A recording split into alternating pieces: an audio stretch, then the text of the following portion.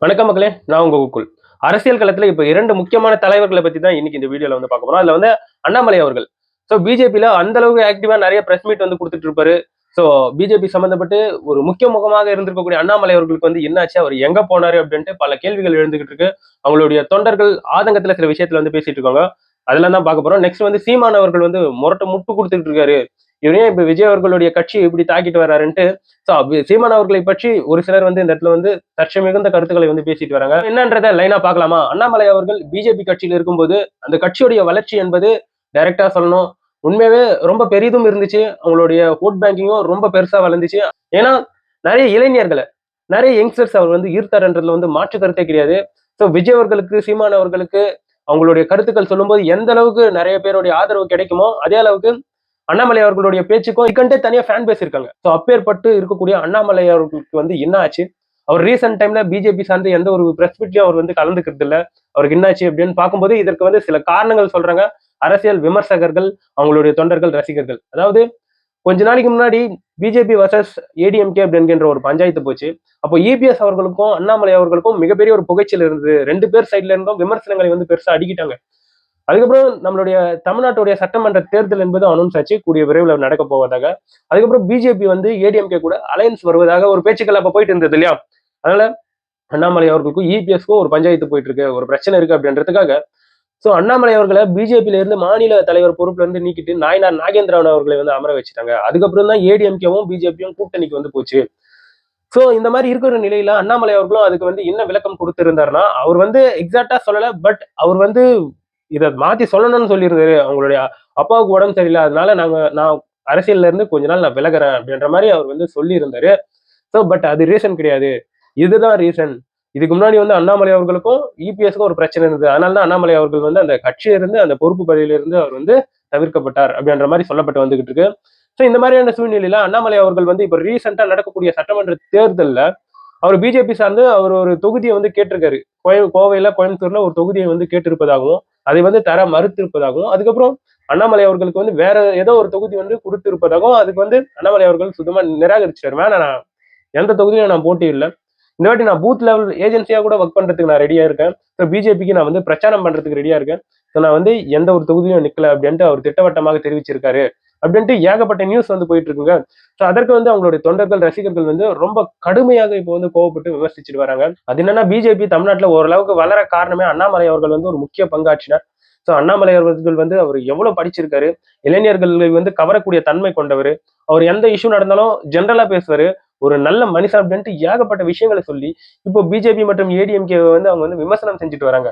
இந்த சமயத்துல வந்து ரீசெண்டா அண்ணாமலை அவர்களை போயிட்டு ஏடிஎம்கே சார்ந்திருக்கக்கூடிய வேட்பாளர்கள், முக்கியமான ஏடிஎம்கே முகங்கள் இருக்கும் இல்லையா, அவங்க எல்லாம் போயிட்டு ரீசெண்டா இப்போ வந்து அவரை வந்து மீட் பண்ணிட்டு வராங்க. இது போன்ற ஒரு நிலை வந்து தொடர்ந்து நீடிச்சிருந்ததுன்னா கண்டிப்பா அண்ணாமலை அவர்கள் வந்து வேறொரு கட்சியை வந்து ஸ்டார்ட் பண்ணிடுவாரு. அது வந்து இந்த எலெக்ஷனுக்கு அப்புறமா கூட இருக்கலாம் அப்படின்ட்டு இப்படி ஒரு கருத்துக்கள் வந்து போயிட்டு இருக்கு. அவர் வந்து பிஜேபி தலைவர் பொறுப்புல வந்து இருக்கும்போது கண்டிப்பா ஒரு நல்ல ஆளுமை மிகுந்த ஒரு தலைவராக இருந்தார். அவருடைய பேச்சுக்களா இருக்கட்டும், அவருடைய நடவடிக்கைகளா இருக்கட்டும், அவ்வளவு ஆக்ஷன் மிகுந்ததா இருந்தது. ஒரு போலீஸ் ஆபீசரா இருந்திருக்கக்கூடிய ஒரு தலைவரா அவர் வந்து டிரான்ஸ்மிஷன் எடுத்தது உண்மையாவே அதே ஆக்ஷன்ஸ் தான் அரசியலும் பார்க்க முடிஞ்சது, நல்லா இருந்தது. இப்போ அவர் இல்லாத ஒரு இடத்தை அவங்களுடைய தொண்டர்கள், ரசிகர்களால ஏத்துக்கவே முடியல. அது ஒரு பக்கம் பஞ்சாயத்தா போயிட்டு இருக்கு. இன்னொரு பக்கம் வந்து சீமான் அவர்கள் வந்து ரீசெண்டா பிரஸ் மீட் வந்து கொடுத்திருந்தாருங்க. அந்த பிரஸ் மீட்ல அவர் வந்து நிறைய விஷயங்களை வந்து பேசியிருந்தாரு. எல்லாரும் இலவசம் நீங்க வந்து தந்துடுறீங்க மக்களுக்கு, அந்த இலவசத்துக்காக நிறைய கடன் வாங்குறீங்க, அந்த கடன் ஒரு மாசத்துக்கு இவ்வளவு லட்சம் கோடி வருது, அது எல்லாமே மக்களுடைய தலையில வந்து கடனா தான் போய் முடிய போகுது.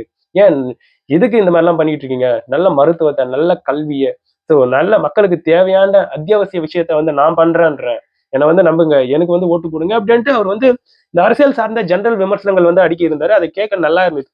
ஆனா அதுக்கப்புறம் விஜய் அவர்களை சம்பந்தப்பட்டு அந்த பிரஸ் மீட்ல வந்து ஒரு செய்தியாளர் கேட்கிறாரு, விஜய் அவர்கள் பாதுகாப்பு கேட்டுட்டு இருக்காரு போலீஸ் கிட்ட அப்படின்ற மாதிரி கேட்ட உடனே அதுக்கு வந்து சீமான் அவர்கள் வந்து முற்றிலும் விமர்சிக்கிறாரு. இந்த மாதிரி எல்லாம் பயந்துகிட்டு எதுக்கு வரணும்? விஜய் அவர்கள் சுத்தி இருக்கக்கூடிய அந்த கூட்டம் என்பது அவருடைய ரசிகர்கள் கூட்டம். அவங்கள பார்த்து விஜய் அவர்களுக்கு எதுக்கு பயம்? இந்த மாதிரிலாம் பயப்படக்கூடாது. ஒரு கதாநாயகன் தானே அவருக்கு தெரியாதா இதெல்லாம் ஹேண்டில் பண்றதுக்கு அப்படின்ற ஒரு மாநில அவர் வந்து ஆன்சர் பண்ணியிருந்தாரு. இதற்கு சீமான் அவர்களுக்கு வந்து பதிலடி கொடுக்கும் விதமாக ஒரு சில டிவிகே தொண்டர்கள் என்ன அவங்களுடைய பதிவுகளை வந்து பண்ணியிருக்காங்கன்னா, அதாவது சீமான் அவர்களே, இந்த இடத்துல வந்து விஜய் அவர்களுக்கு நாங்க பாதுகாப்பு கேட்கவே இல்லை. அங்க வரக்கூடிய மக்கள் வந்து அலைக்கடலன்னு வந்துகிட்டு இருக்கு. அதுல வந்து குழந்தைகள் இருக்காங்க, பெரியவர்கள் இருக்காங்க, பெண்கள் இருக்காங்க, குட்டி குட்டி அந்த பசங்க இருக்காங்க. சோ அவங்களுக்கு எதுவும் ஆபத்து நேராமல் இருப்பதற்கு தான் நாங்க வந்து போலீஸ் அந்த இடத்துல வந்து ப்ரொடெக்ஷன் கூப்பிடுறோம். விஜய் அவர்கள் சார்ந்து ஏகப்பட்ட விஷயங்கள் நாங்க வேணும்னு கேட்கிறோம். உதாரணத்துக்கு அவர் வந்து உள்ளே உட்காரக்கூடாது, வெளியே வந்து மக்களுக்கு கை காட்டணும்ட்டு இது போன்ற விஷயங்களை தான் கேட்கிறோம். அப்படி அது பண்ணாத விதத்துல நிறைய மக்கள் வந்து அவரை பார்க்கணும் அப்படின்றதுக்காக வேன் பின்னாடியே ஓடி வராங்க. அவர் வந்து எந்த இடத்துல பேச போறோம் அந்த இடத்துல வந்து பெரிய கூட்ட நெரிசலாகி அசம்பாவிதம் ஏற்படுவதற்கான வாய்ப்புகள் இருக்கு. அதுக்கு தானே அங்க வந்து போலீஸ் ப்ரொடெக்ஷன் கேட்டுன்னு இருக்கோம். நீங்க என்னவோ அதை வந்து வேற மாதிரியா மாத்திக்கிட்டு இருக்கீங்க. இந்த மாதிரி அரசியல்லாம் எதுக்கு பண்றீங்க?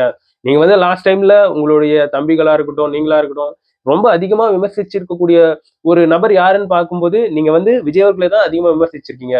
ஏன் ஆளும் தரப்ப ஒரு கொஸ்டினும் கேட்க மாட்டீங்க? நீங்க எல்லாம் ஒரே கூட்டணியில வந்துக்கிட்டீங்களா? ஏன் இந்த மாதிரி ஒரு பாலிடிக்ஸ் பண்ணிட்டு இருக்கீங்க? சோ உங்களுக்கு என்ன தேவைன்றத பண்ண மாட்டீங்க. தேவையில்லாததான் பண்ணிக்கிட்டு இருக்கீங்க அப்படின்ட்டு ஏகப்பட்ட கருத்துக்களுங்க சீமான் அவர்களை எதிர்த்து. இதை தாண்டி நிறைய விமர்சனங்களை வந்து விஜய் அவர்கள் மேல வந்து சீமான் அவர்கள் வந்து அடுக்கி இருந்தாரு. அதுல முக்கியமா இந்த கரூர் சம்பவத்துல அவங்களோட குடும்பங்களை போய் பார்க்கல விஜய் அவர்கள் அப்படியெல்லாம் சொல்லியிருந்தாரு. அதே சமயத்துல சீமான் அவர்கள் அந்த இடத்துல வந்து அந்த சம்பவம் நடக்கும்போது விஜய் அவர்களுக்கு சப்போர்ட் பண்ணதும் இவர்தான். அதுக்கப்புறம் ஒரு 3 நாள் கழிச்சு ஏன் அந்த குடும்பத்தை போய் பார்க்கல அப்படின்ட்டு விமர்சனம் படுத்தியதும் இவர்தான் அப்படின்ட்டு. சோ நிறைய கருத்து மோதல்கள் வந்து போயிட்டு இருக்கு டிவிகே தொண்டர்கள் மற்றும் நாம் தமிழர் கட்சியை சார்ந்தவர்களுக்கு. இவங்க 2 கட்சிகள் ஏடிஎம்கே, டிஎம்கே இந்த 2 கட்சிகள் சார்ந்துதான் இப்ப வந்து அவங்க எதிர்த்துக்கிட்டு இருக்காங்க. சோ டிஎம்கே வந்து யாரை வந்து ஒரு பயங்கரமா விமர்சனம் பண்றாங்கன்னு பாத்தோம்னா ஏடிஎம்கேவை தான். சோ ஏடிஎம்கே வந்து எல்லாரையும் வச்சு செய்யறாங்க. அது ஒரு பக்கம் இருக்கட்டும். ஆனா டிஎம்கே வந்து உதிரி கட்சிகளை நாங்க வந்து ஒரு புறமும் நாங்க விமர்சனம் பண்ண மாட்டோம், நாங்க கண்டுக்கவும் மாட்டோம் அப்படின்னு சொல்லியிருக்காங்க ரீசெண்ட் டைம்ல. ஆனா ஃபுல்லா ஏடிஎம்கே எடப்பாடி பழனிசாமி அவர்களை தான் பயங்கரமா விமர்சனம் பண்ணிட்டு வராங்க. சோ அதுக்கேற்பவர் எடப்பாடி பழனிசாமி அவர்கள் வந்து உதயநிதி ஸ்டாலின் அவர்களை வந்து ரீசெண்டா விமர்சனம் படுத்தி இருந்தாரு. சோ அரசியல் களம் இப்படிதான் சூடு பிடிச்சு போய்கிட்டு இருக்கு. இனிவங்க இதை பற்றி நீங்க என்ன நினைக்கிறீங்கன்றது என்னோட கமெண்ட் செக்ஷன்ல பதிவு பண்ணுங்க.